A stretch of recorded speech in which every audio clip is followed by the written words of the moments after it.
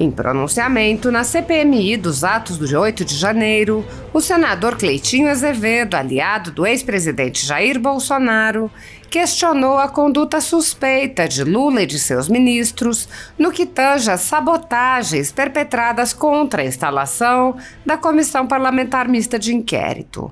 Dessa forma, ele ressaltou a necessidade de punir autoridades que atuaram de forma criminosamente omissa. O congressista fez uma analogia.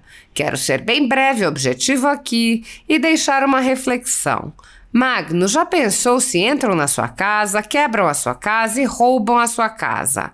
A polícia chega lá, chega para você e fala assim: me dá as imagens que eu vou investigar. E você fala assim: não, eu não quero não precisa mexer com isso não. Eu não quero ser investigado, não precisa não. Então, já começou assim, já começou errado. O senador lembrou a importância de alguém agir pelos inocentes que estão sofrendo, sujeitos a medidas abusivas de restrição de suas liberdades e de seus patrimônios. Cleitinho disse: eu quero ser bem direto aqui e ser justo, porque meu pai me ensinou, isto é criação, ser justo. Quem financiou, quem quebrou, vai ter que pagar, independentemente de que lado esteja. Como você disse, eu não tenho bandido de estimação. Se errou, tem que pagar. Certo é certo, errado é errado. Agora, se teve omissão também, terá que pagar. Agora o meu foco maior aqui é nos inocentes, porque se eu conseguir aqui na CPMI provar que teve 5 inocentes, 100 inocentes, 1000 inocentes, a gente vai ajudar essas pessoas. E tem inocentes e eu vou provar. Muitos brasileiros estão vivendo sob o jugo de uma ditadura em que seus direitos e garantias fundamentais estão sendo desrespeitados. O país tem presos políticos e pessoas, jornais e sites censurados. A totalidade da renda da Folha Política e também de outros canais e sites conservadores está sendo confiscada a mando do ministro Luiz Felipe Salomão, ex-corregedor do TSE e candidato ao STF, em uma decisão que recebeu o respaldo dos ministros Luiz Roberto Barroso, Alexandre de Moraes e Edson Fachin. Todos os rendimentos de mais de 22 meses de trabalho de jornais, sites e canais conservadores estão sendo retidos sem previsão legal. Anteriormente, a Folha Política teve sua sede invadida e todos os seus equipamentos apreendidos a mando do ministro Alexandre de Moraes em inquérito que foi arquivado por falta de indícios de crime. Se você apoia o trabalho da Folha Política, que há 10 anos mostra os fatos da política brasileira e pode ajudar o jornal a permanecer em funcionamento, doe qualquer valor à empresa Raposo Fernandes através do Pix, usando o QR Code que aparece na tela ou o código ajude@folhapolitica.org. Caso não utilize Pix, há a opção de transferência bancária para a conta da empresa Raposo Fernandes, disponível na descrição deste vídeo e no comentário fixado no topo. Há 10 anos, a Folha Política vem mostrando para você os fatos da política brasileira, fazendo a cobertura dos 3 poderes e dando voz a pessoas que o cartel midiático quer calar. pix@ajude@folhapolitica.org. Assista. Boa sorte para Vossa Excelência. Lisiane saiu e desejar boa sorte para ela. Meu líder Magno Malta. Quero ser bem breve e objetivo aqui e deixar uma reflexão. Ô Magno, já pensou se entra na sua casa e quebra a sua casa e rouba a sua casa? A polícia chega para lá, chega para você e fala assim: me dá as imagens que eu vou investigar. E você vem e fala assim: não quero não precisa mexer com isso não. Eu não quero ser investigado, não precisa não. Então já começou assim, já começou errado. Agora eu quero ser bem direto aqui e ser justo. Porque meu pai me ensinou isso, é criação, é ser justo. Quem financiou, quem que quebrou, vai ter que pagar, independente de que lado que esteja. Como você disse, eu não tenho bandido de estimação, errou, tem que pagar. Certo é certo, errado é errado. Agora, se teve omissão também, terá que pagar. Agora, o meu foco maior aqui é nos inocentes. Porque se eu conseguir aqui a CPMI provar que teve 5 inocentes, 100 inocentes, 1.000 inocentes, a gente vai ajudar essas pessoas. E tem inocentes, eu vou provar. Numa situação que eu vou provar para vocês aqui.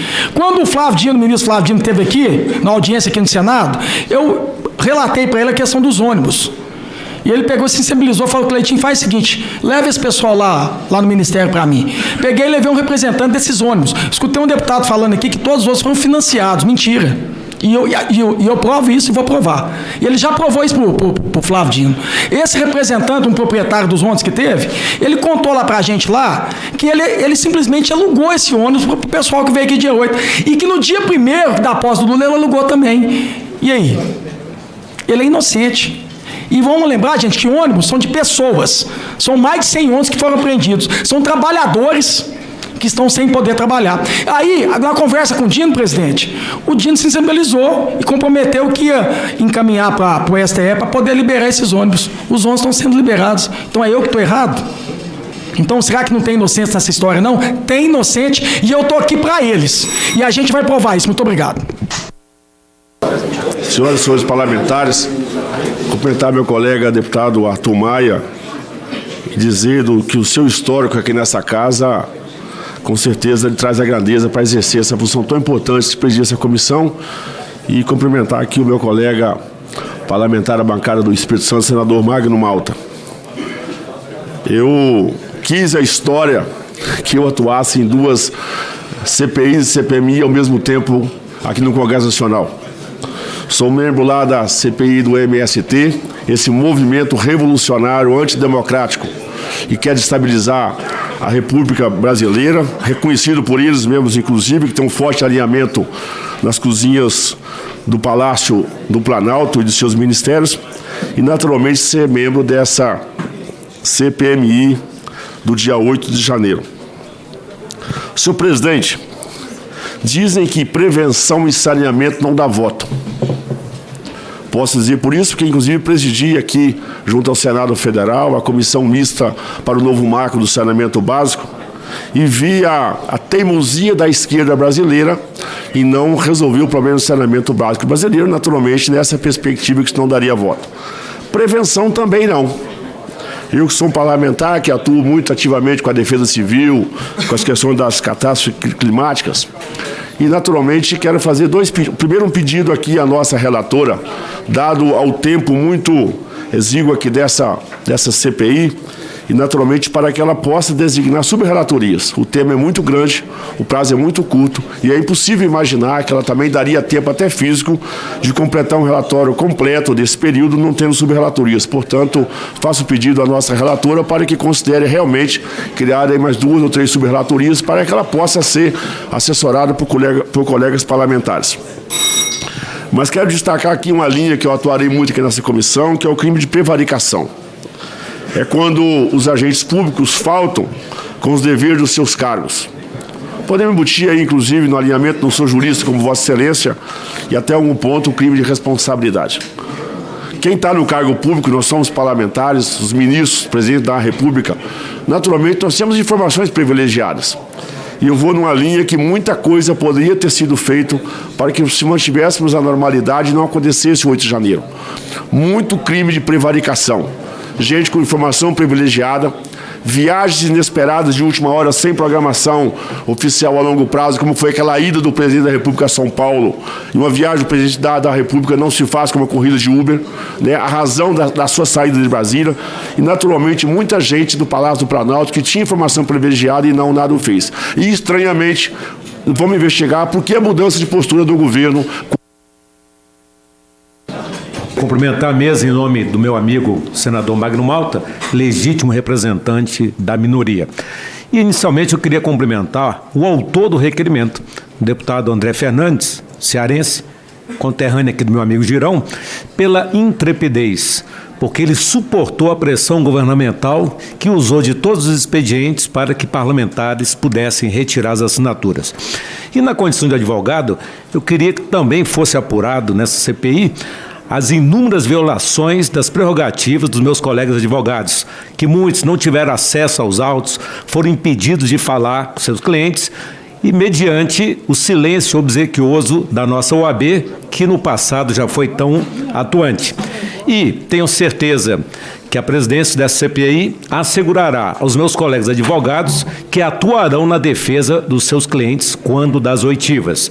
E queria mandar um recado aos familiares dos presos que nos acompanham pela TV Senado, que eles possam ter a certeza que essa CPI conduzirá os trabalhos no sentido de apurar quem realmente atuou como vândalo, os infiltrados de esquerda e de direita, aqueles que eram apenas meros curiosos, turistas e aqueles patriotas inocentes, muitos deles, inclusive, impedidos de receber assistência religiosa no presídio.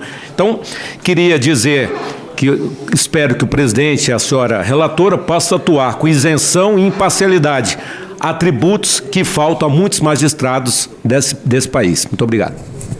Muito obrigado, presidente Arthur Maia. Lhe cumprimento aí pela presidência de uma... Que missão o senhor vai ter, hein? Que missão. A sociedade, que eu considero nesse momento, ela está um pouco triste, porque não pela sua presidência, nem posso dizer aqui pela relatora, nem pelos vice-presidentes, mas ela está triste porque esperava, logo nessa abertura,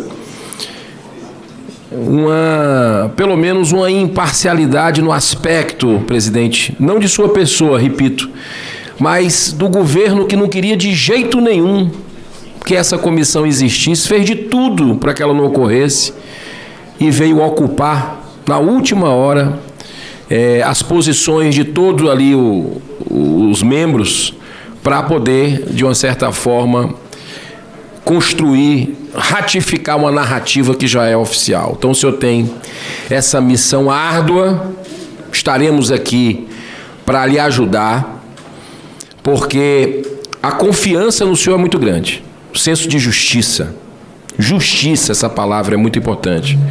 Nós queremos pacificar esse país. Ninguém aguenta mais briga por causa de política. E nessa primeira sessão a gente já vê a questão sair um pouco da técnica nos discursos que foram feitos.